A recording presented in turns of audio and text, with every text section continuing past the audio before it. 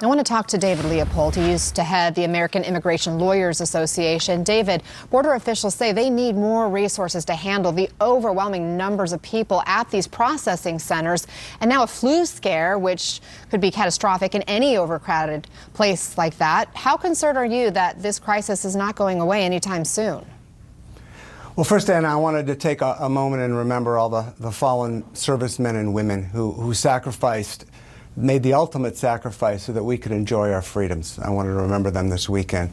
For sure. But look, you know, in answer to your question, this really isn't about policy. This is about a president who lies and defrauds the entire country. This is a man who ran for office based on demonizing immigrants, calling them rapists, calling them thugs, who first thing he did was tried to ban Muslims.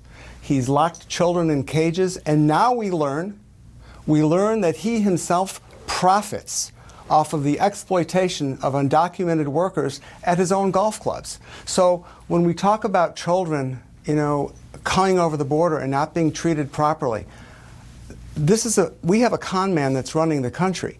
So none of this is surprising, as horrific as it is.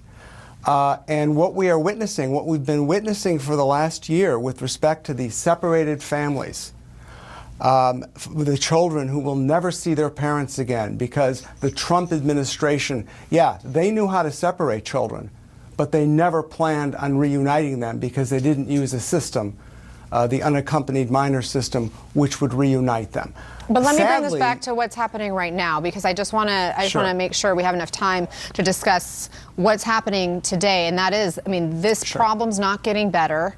And we know that there is an urgent need right now for there to be solutions at the border to be able to accommodate all these people who are coming across. The system that's set up just isn't working. Not enough is being done to address the humanitarian crisis at the border. And I want you to weigh in on what the former Congressman Beto O'Rourke, who's also a candidate for 2020, suggested his plan would look like.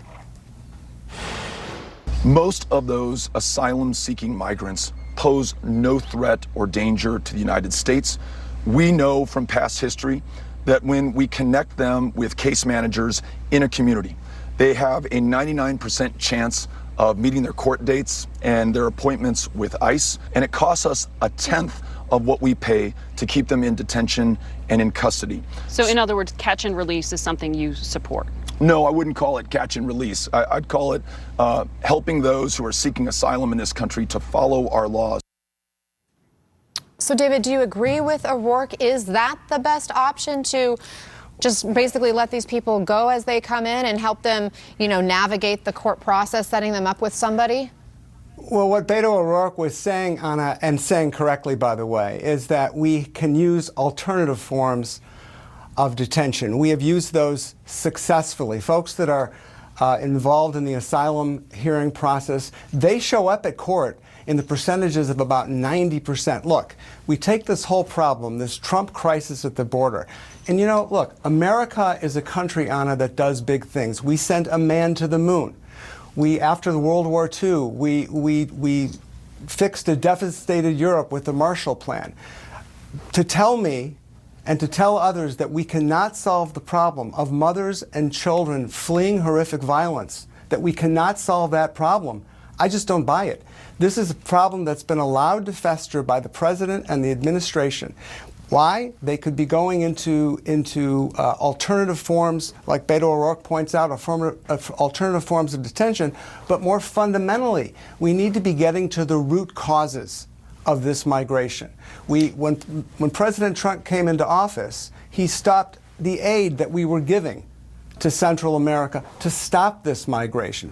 Programs like the Central American Minors Program, which was designed for in-country, in-region asylum processing. Working with the United Nations High Commissioner on Refugees.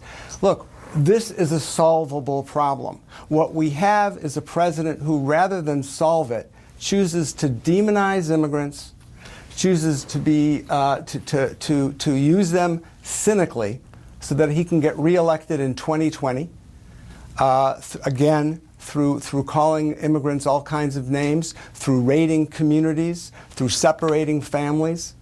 We've got to stop this. These children that are dying at the border, these families that are being detained, there's no reason for it. This is a problem that America can solve. We are America. We have solved much bigger problems than All right, this. David Leopold, I appreciate your time. Thank you.